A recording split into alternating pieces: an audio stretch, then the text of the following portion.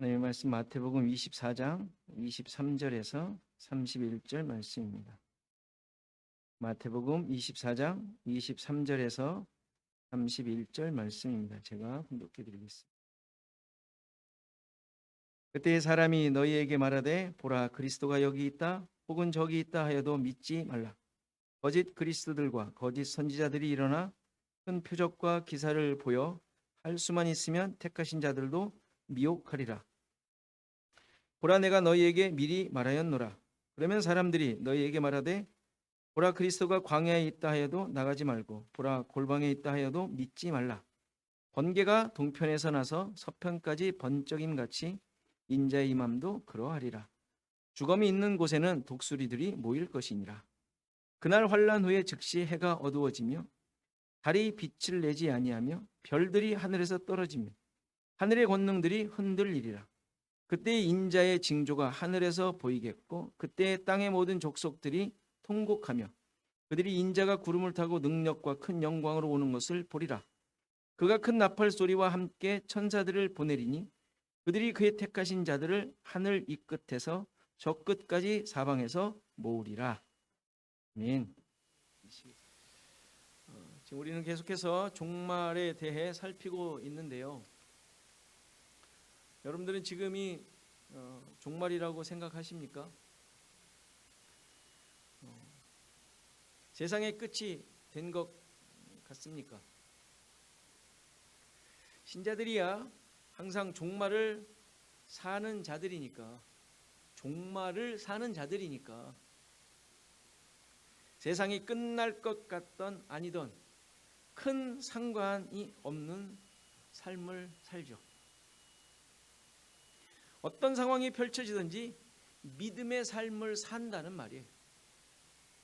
주어진 상황 속에서 하나님 나라 백성으로 사는 거예요. 하나님 나라 백성이 뭐예요? 하나님의 다스림을 받고 하나님의 인도하심을 따르는 삶.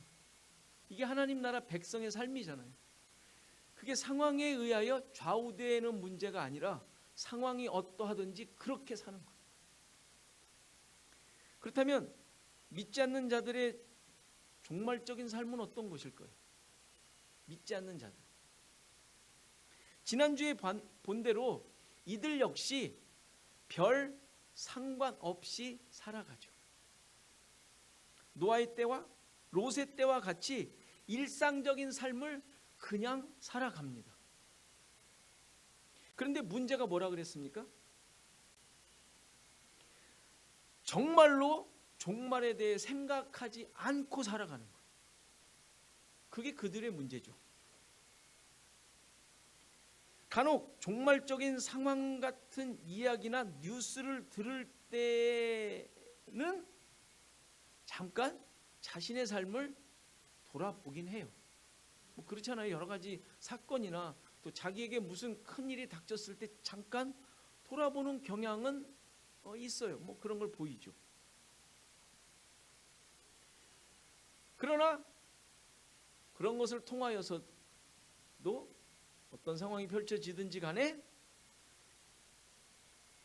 그 가운데에서 깨닫고 발견해야 할, 또 드러나야 할 하나님의 계획, 하나님의 약속, 하나님의 심판, 하나님의 구원에 대해서는 전혀 관심을 갖지 않고 살아간다라는 거예요.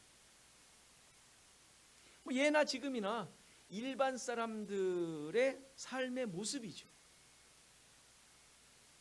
그러니까 그들에게는 종말이란 존재하지 않아요.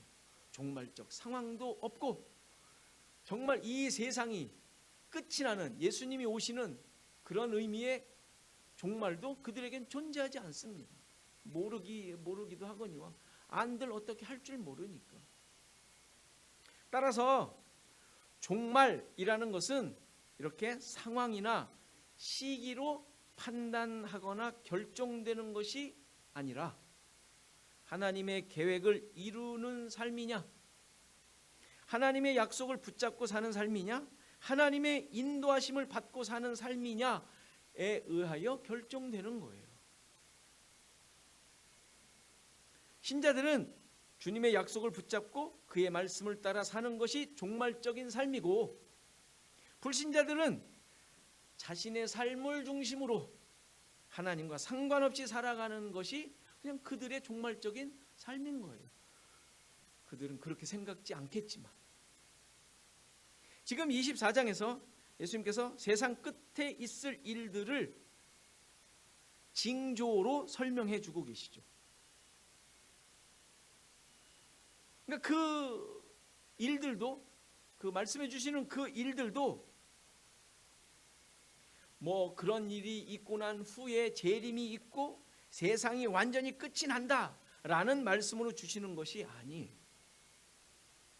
우리 자꾸 그런 쪽으로 이해해 왔죠.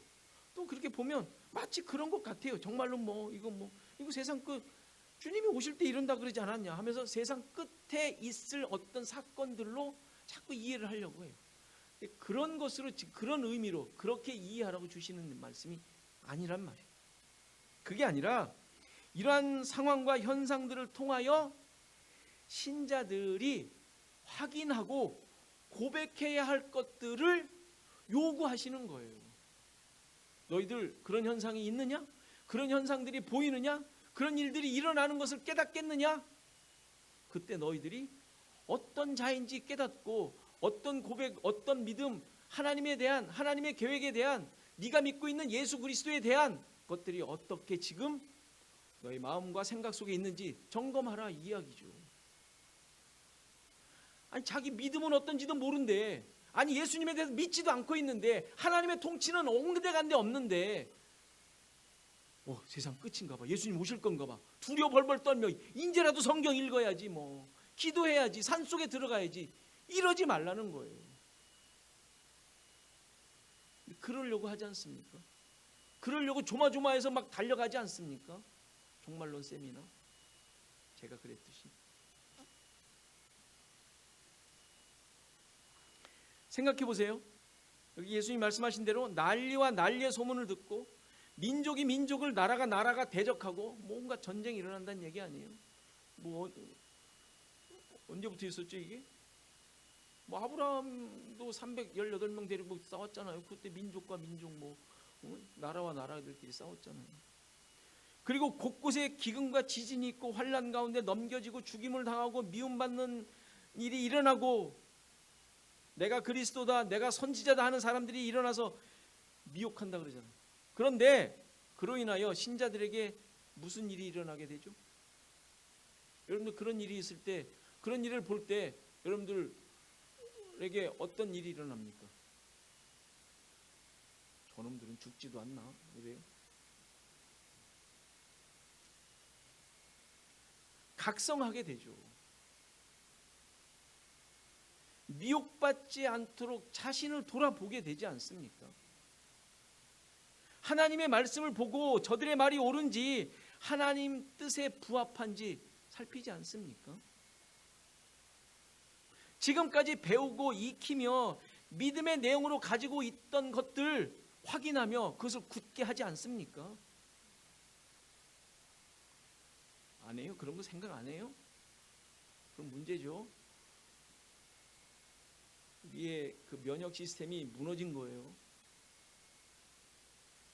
그런 모습들이 바로 이 세상에서 일어나는 종말적 현상 속에서 가져야 할 그리스도인들의 모습인 거예요. 이런 모습으로 살아가는 것이 끝까지 견디는 자이고 구원받은 신자들의 모습인 거예요. 무슨 억압을 누가 막 못 살게 한다고 그거 이겨냈다고 승리의 환호를 부르는 게 견디는 게 아니라, 그런 일이 쉽게 올 줄 아세요? 자주 오지 않습니다.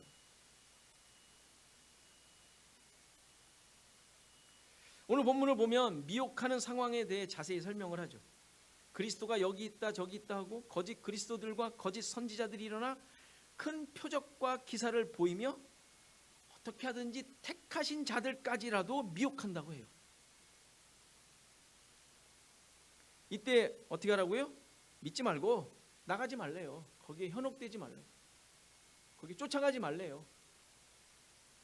그러면서 미혹받지 않도록 미리 말씀하시는 거라고 얘기하잖아요. 미리 말씀한다. 미리 얘기한다. 이런 미혹은 이미 구약 시대 때부터, 구약에서부터 경고해온 내용이죠. 신명기 13장. 신명기 아시죠? 광야에서 모세가 쓴 신명기에 이 이야기가 있어요. 1절. 너희 중에 선지자나 꿈꾸는 자가 일어나서 이적과 기사를 내게 보이고 그가 내게 말한 그 이적과 기사가 이루어지고 너희가 알지 못하던 다른 신들을 우리가 따라 섬기자 하고 말할지라도 너는 그 선지자나 꿈꾸는 자의 말을 청종하지 말라. 이는 너희의 하나님 여호와께서 너희가 마음을 다하고 뜻을 다하여 너희 하나님 여호와를 사랑하는 여부를 알려 하사 너희를 시험하심이니라. 모세가 지금 가나안 광야에 살아남아 있는 그 사람들에게 마지막 설교하고 있는 내용이 신명기잖아요. 그러니까 이제 가나안에 들어가서 어떤 일이 벌어질 거라고요? 이런 일이 벌어진다는 얘기. 이런 일이 뭐 그때뿐이겠어요? 지금까지 계속 예수님께서 말씀하시는, 지금 예수님 말씀하시는 정말 일어날 내용과 똑같지 않습니까? 근데 이런 환경에서 미혹되는 이유가 뭘까요? 왜 미혹되죠? 미혹되는 이유는 간단해요. 표적과 기사 때문에 그래요. 무슨 기적적인 거, 어마어마한 거, 우리가 상상치 못할 일들이 일어나요. 마치 그것이 하나님의 능력을 보여주는 것 같이 느껴지기 때문에 그래요.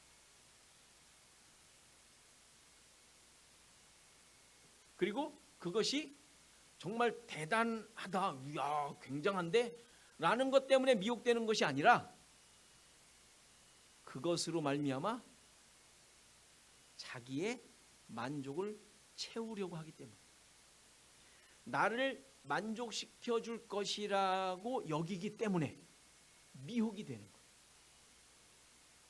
그러한 것으로 나에게 부족한, 내가 원하는 것들이 채워질 거라고 생각하고 하니까 문제가 해결되고 부족이 채워지고 병으로부터 나음을 얻는다고 하면 모두가 다 따라가요. 그런 집회의 슬로건이 뭐예요? 문제 해결. 문제 해결이래. 문제 해결.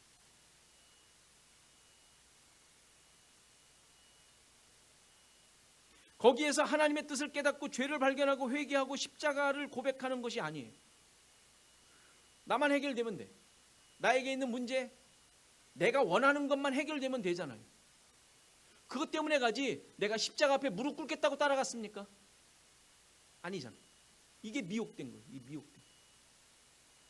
내 삶이 좋아지는 것으로 끝나요. 그게 목적이었고 그것으로 얻었으면 끝난 거예요. 말로는 하나님께 영광이라고 하죠. 하나님 감사하다. 자기가 만족됐으니까 감사한 거 아니에요. 이전에 감사했어야죠. 이전에. 결국 하나님을 섬긴 것이 아닌 우상숭배가 되는 거예요. 탐심은 우상숭배니까. 그래서 예수님께서도 표적을 보여달라는 사람들에게 보여주신 것이 아무것도 없었죠. 대신 선지자 요나의 표적밖에 보일 표적이 없다고 하세요. 이 표적의 의미가 뭐죠? 예수 그리스도의 십자가와 부활 아니에요. 요나의 표적을 보고 어쩌라고요? 예수님 믿으라고. 예수님 믿으라 그랬지. 뭐 대단한 걸 보고 쫓아가 자기 만족 채우라는 게 아니잖아요. 그런데 왜 요나 사건이 사람들에게 와닿지 않은 것일까요? 그냥 역사적인 사건으로 생각하기 때문에 그래요. 구약에 어디 있었던 선지자에게 일어났던, 하나님께서 뭐 시켜서 뭐 했대. 그것을 통해서 하나님께서 계획하시고 뜻하신 바를 생각하지 않는 것. 그리고 결정적으로 나와 전혀 상관이 없는 사건으로 여기기 때문에 요나의 표적밖에 보일 것이 없다고 하는데 사람들은 그것에 대해서 전혀 생각도 하지 않고 있었어요. 예수님께서 말씀해 주셔도 그것에 대해서 묵상하지도 않고 깊이 생각지도 않았던 것이죠. 구약의 모든 사건들도 마찬가지예요. 홍수가 왜 사람들에게 영향을 주지 못했을까요? 그 어마어마한 사건이. 홍수 끝나고 나서 사람들이 시간이 어느 지났을 거 아닙니까? 뭐 인구가 많이 늘어났으니까 늘어나 그 사람들이 모여서 무엇을 해요? 바벨탑 쌓잖아요. 바벨탑. 하나님의 마음을 읽지 못하고 자기 만족, 자기에게 채워져야 할 것이라고 생각되는 것을 채우기 위해 바벨탑 쌓은 거잖아요. 어떻게 하겠다고? 이름을 내자. 그리고 이전에 있었던 과거의 경험이 있는데 그거 우리가 이겨낼 수 있다. 극복해낼 수 있다. 이게 바벨탑의 목적 아닙니까? 출애굽 사건, 홍해 사건, 이스라엘을 통하여 보여주셨던 하나님의 수많은 기적 같은 사건들, 광야에서 있었던 일들 생각해 보세요. 한 가족이 40년 먹으려고 해도 보통이 아닌데 뭐 한 가족입니까? 60만 명, 200만 명이 넘는 그 사람들이 물을 먹으려면 어떻게 되겠어요? 우물 갖고 되겠어요? 진짜 강을 내셔야 돼요. 강을 내셔야 저쪽에서 뭐 야 너 아직 먹지 마 이래야 되잖아요. 아직 먹지 마. 왜? 저기 있는 사람이 있으니까. 그런 거 가지고 안 되는 사건이잖아요. 어마어마한 경험을 했다는 얘기, 체험을 했다는 얘기, 광야의 경험이. 그리고 가나안을 정복했죠. 그의 왕정 시대를 지나죠. 왕정 시대를 지나면서 하나님이 어떻게 일하는지 이스라엘이 다 봤잖아요. 그 모든 역사들이 표적이며 이적들이었단 말이에요. 그 모든 것들이 다.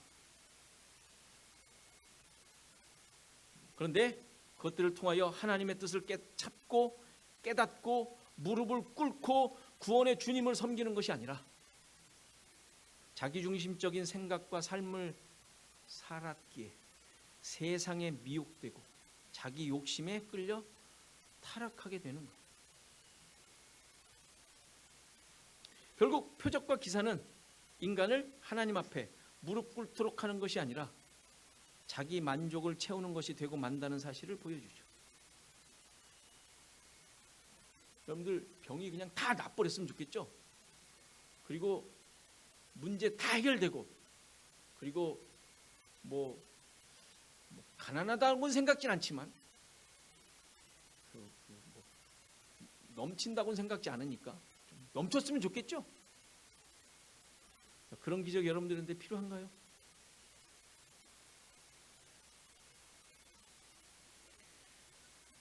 데살로니가 후서 2장 9절을 보면 표적과 기사들, 능력들이 어떻게 하나님께서 주시는 것인지 보여주십니다. 악한 자의 나타남은 사탄의 활동을 따라 모든 능력과 표적과 거짓 기적과 불의의 모든 속임으로 멸망하는 자들에게 있으리니 이는 그들이 진리의 사랑을 받지 아니하며 구원함을 받지 못함이라.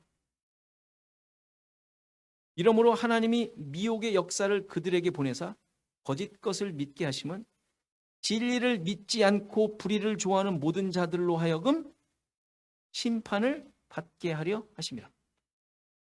보세요. 미혹하는 것을. 자, 그런데 하나님의 백성들에게는 하나님을 따르는지를 시험하시기 위함이에요. 아까 민수기에서 신명기에서 얘기한 대로. 그런데 진리를 따르지 않는 자들에게 다시 말해서 아까 말씀드린 대로 자기 욕심을 채우려고 하는 자들에게는 심판을 받게 하려 하심이라고요. 근데 생각해 보세요. 여러분들 욕심 끊임이 없잖아요. 늘 채우고 싶고 나에게 내가 만족되어지기를 원해요. 이런 것이 없어지진 않아.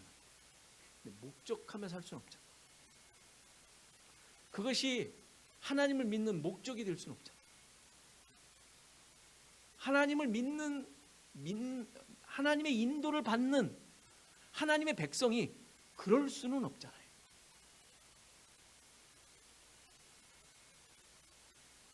물론 이게 미혹당하여 거짓 선지자를 따라갈 수 있다는 말이 아니에요.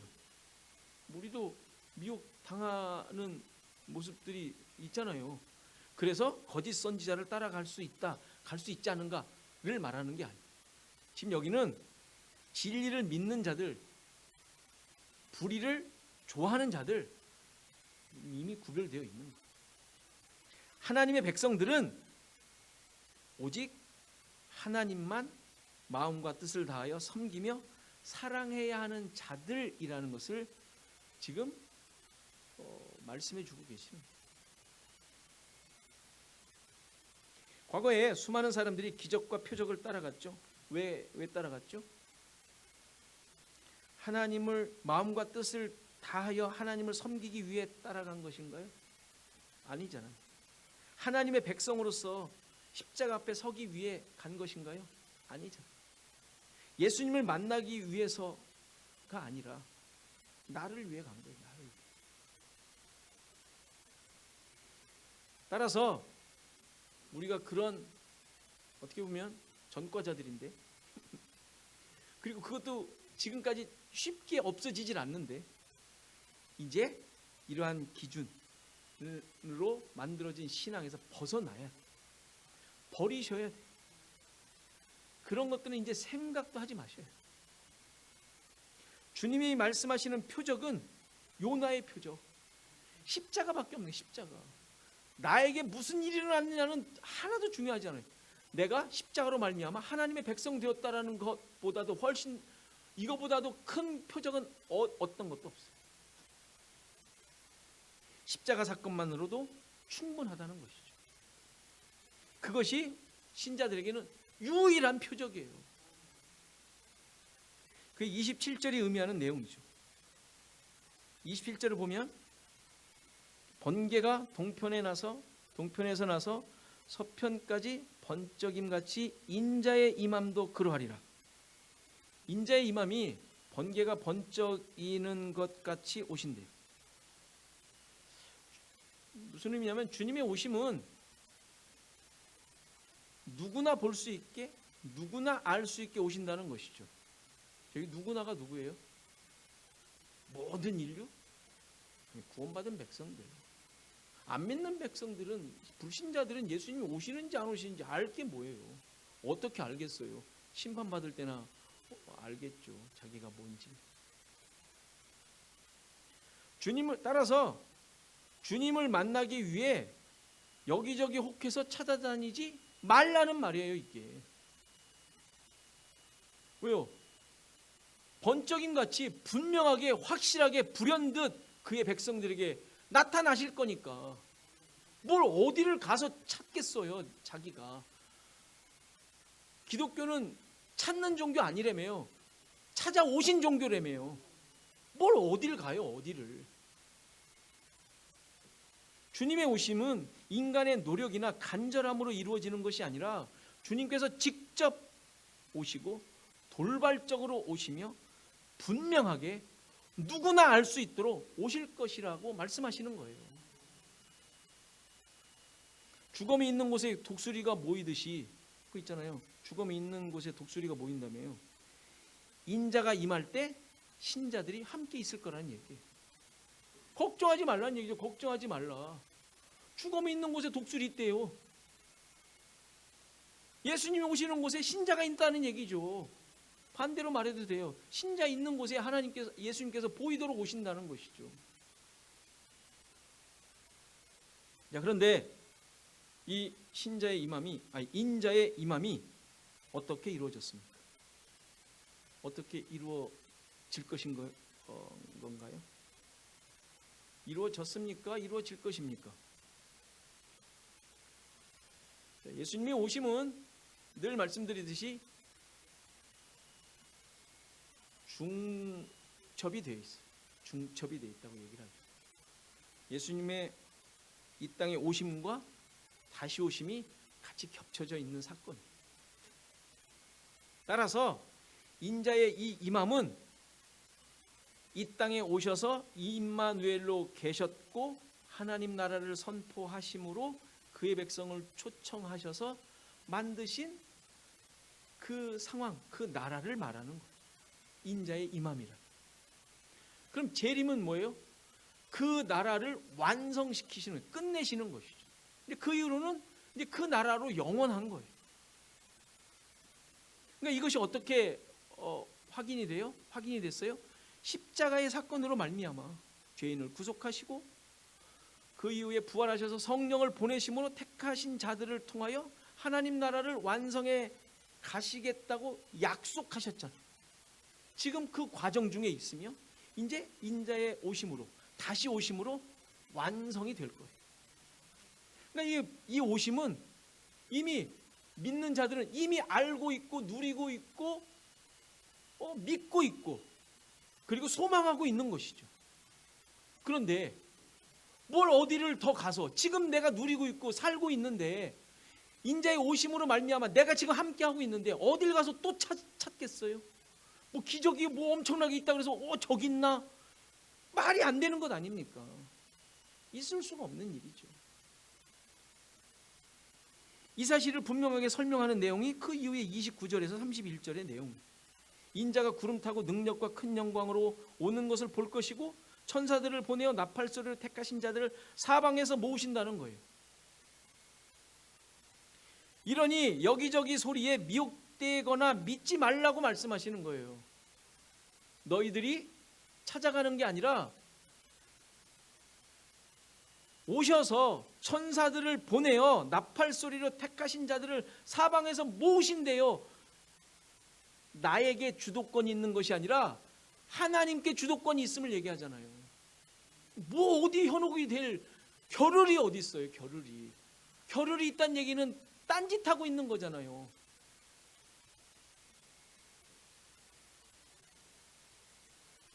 이 내용도 마치 재림 때 일어날 것처럼 이해하기도 합니다. 그러나 지금 세상 끝의 징조로 말씀하시는 중이고 그 세상 끝에 대하여 예루살렘 성전의 파괴와 함께 주시는 말씀이고 이제 곧 십자가와 부활로 증명하실 내용이에요. 그러니까 이거는 뭐 앞으로 두고 봐야 돼의 내용이 아니라 십자가와 부활로 이미 확증하셨고 그것을 지금 우리는 얻고 소유하고 있고 가지고 있고 그 가운데 살고 있고 이제 재림하심으로 완성될 것을 소망하며 살아가는 상황 가운데 있는 내용이에요.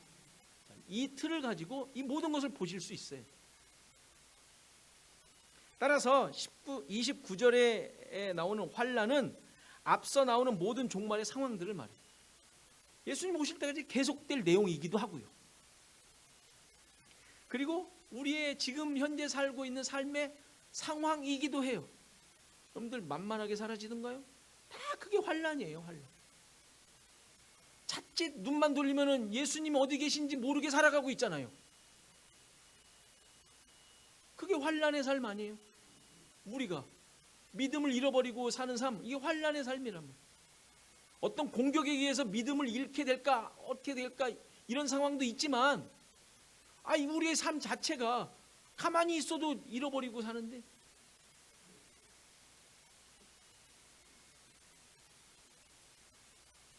그런데 이 환난의 상황 후에 무슨 일이 일어나요? 해가 어두워지고 달이 빛을 잃고 별들이 하늘에서 떨어지고 하늘의 권능들이 흔들린다고 합니다. 뭐 천재지변이 일어난 것처럼 보여요.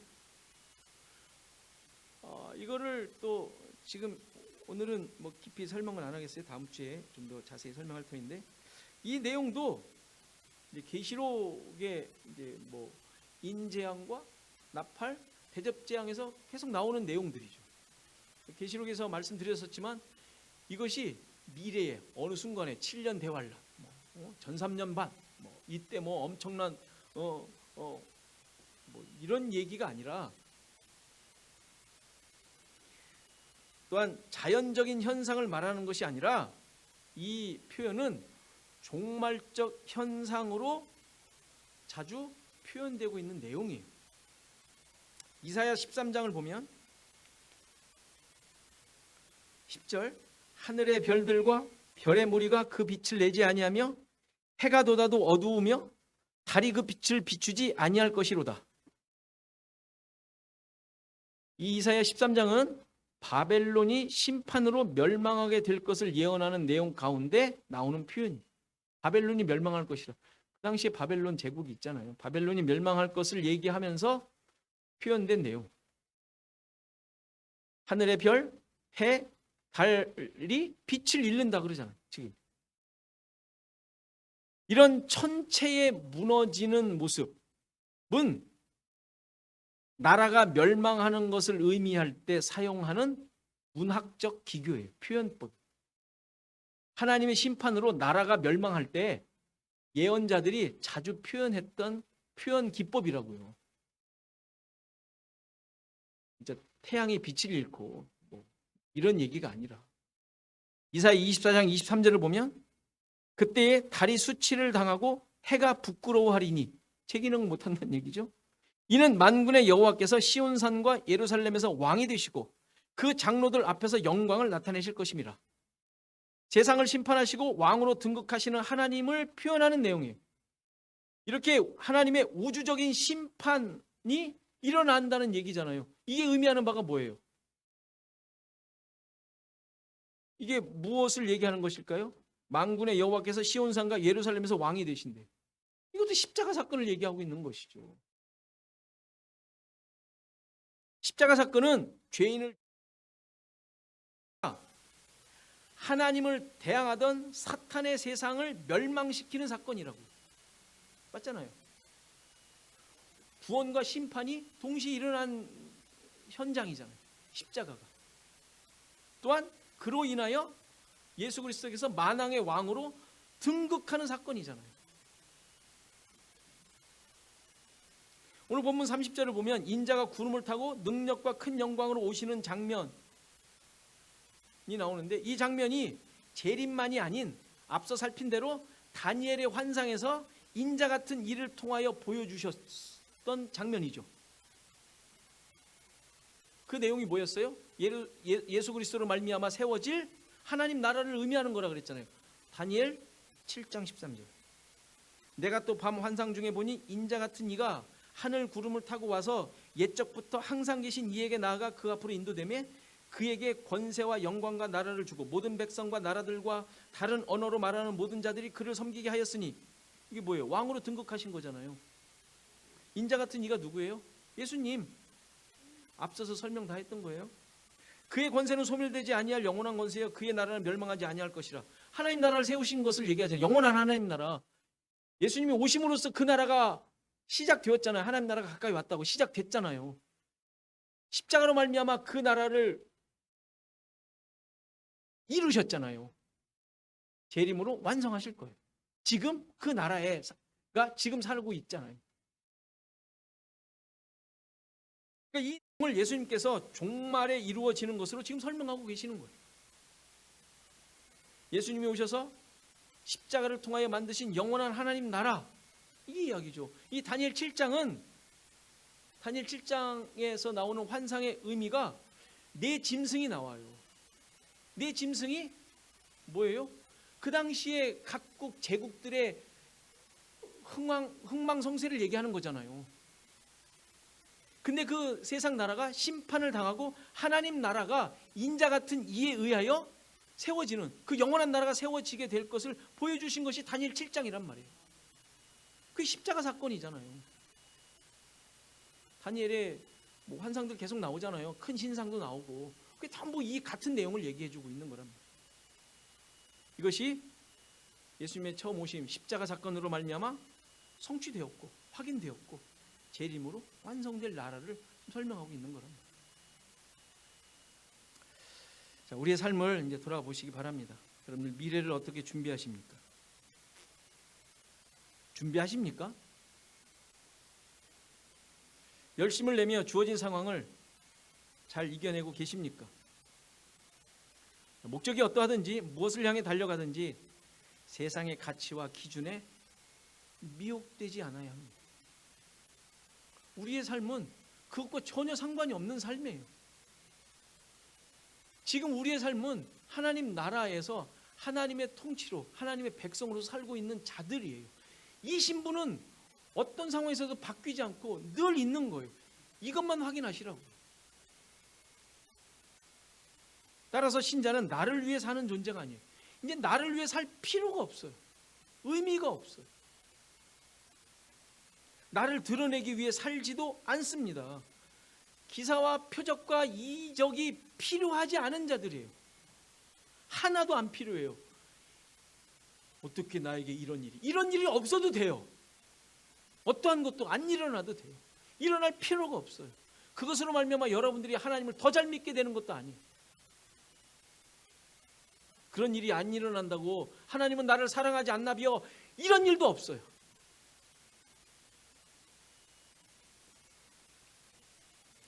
오직 예수 그리스도로 말미암아 주어진 영생을 소유한 자로서 하나님 나라의 백성으로서 사는 삶만 있을 뿐이에요. 우리에게 있는 종말이란 따라서 그냥 주님과 동행하는 삶이에요. 이게 종말적인 삶이에요. 두려워하지도 마시고 어디 찾지도 마시고 기웃기웃하지도 마시고 현혹되지도 마시고 누구 대단한 일이 일어났다고 그거 어떻게 일어났대 물어보지도 마시고 3일 기도했더니 낫대 이런 거에 현혹되지도 마시고 기도 안 하신 게 느껴지거든 기도하세요. 목적을 갖지 마시고 나의 미련함과 게으름을 통곡하며 기도하세요. 무슨 그게 왜 목적이 있죠? 뭘 얻으려고?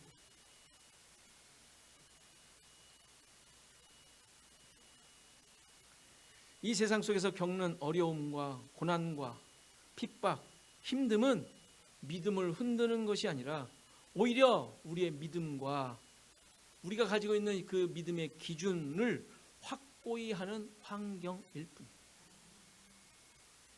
늘 주님과 함께 동행하는 기쁨이 거기에서 넘치는 여러분의 삶이 있기를 간절히 바랍니다.